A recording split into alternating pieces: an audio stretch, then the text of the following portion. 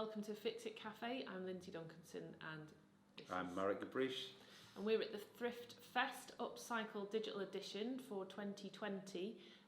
Normally each year we're in Kirkleatham and we invite members of the public to bring items that need fixing, and we help them puzzle out their fixes and help them to fix their goods, whatever they are. So that might be clothes or jewellery or lawn mowers.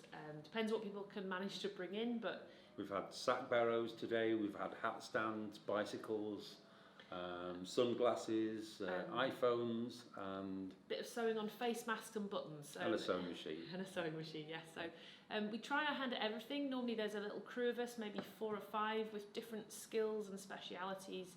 And we try and share those skills or encourage other people to use them. And that really is what Fixit's about. It's about encouraging a culture of mending, a culture of reusing, of celebrating fixing, adding a bit of memory and journey into your stuff. You know, like I fix my jumper and I can keep it for a bit longer. It's about valuing the things that you own, really, and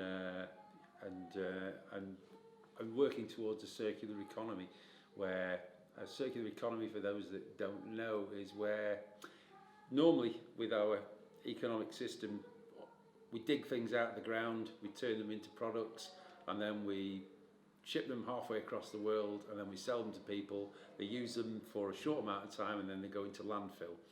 And that's an unsustainable way to run a planet, basically. So we need to work out how, instead of this linear thing where it goes from digging out the ground to being put back in the ground, it actually goes in a circle. So what you do is we recycle stuff, we reuse, we're working to sort of encourage people to mend things and value the things that they own, and working to try and encourage people to produce stuff that's valued as well.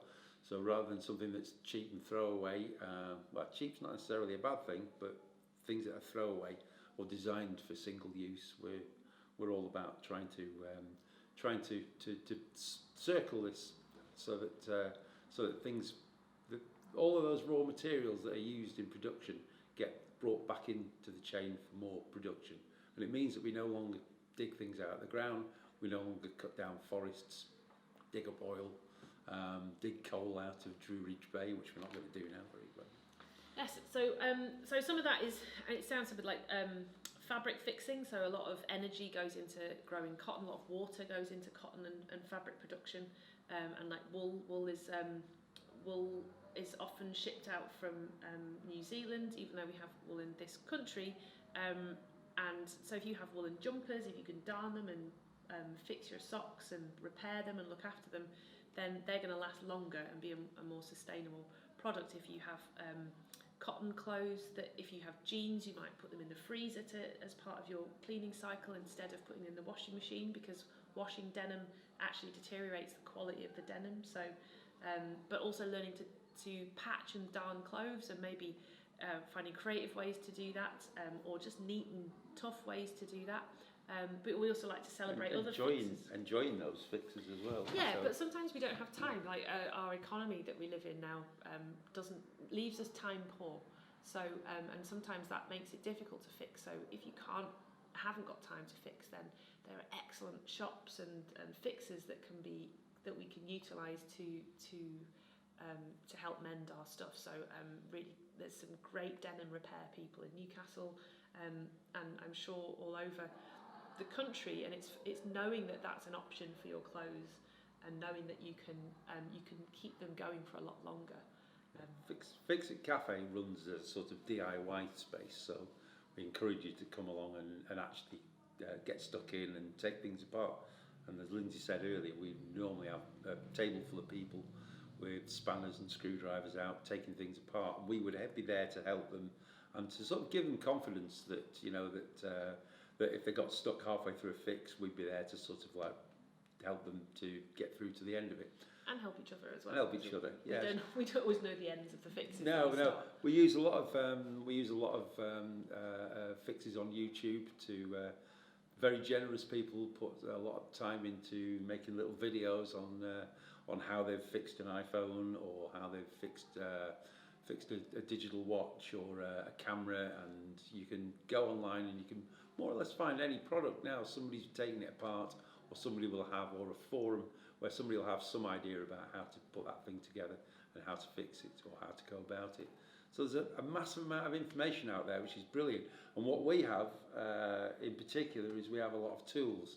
So we have a wide variety of different things, from wire strippers to hot air guns to air dusters to microscopes and all of these sprays, tapes and things are all over the but also manuals, drills, really like things that you would have in the house. And I think that like drills and spanners, and even just show people what you could use, that things that you have in the house anyway. So anything from butter knives to bicarbonate of soda. Our favourite tool.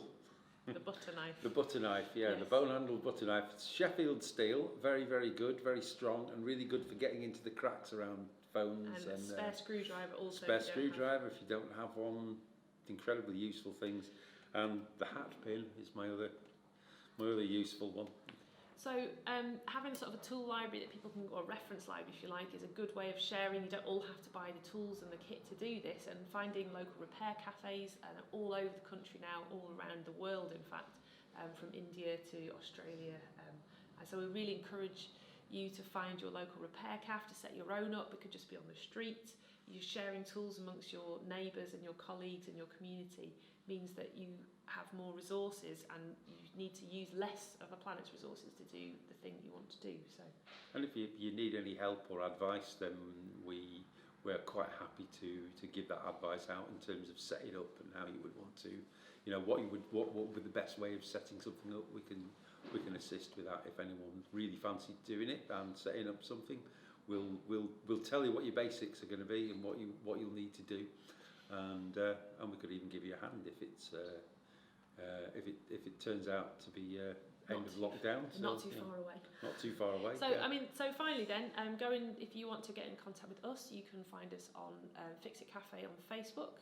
You can also find us on Instagram and Twitter if you want to send us a message under the same tag at Fixit Cafe. But also there's the Restart Project and the Repair Cafe network. So do look at them.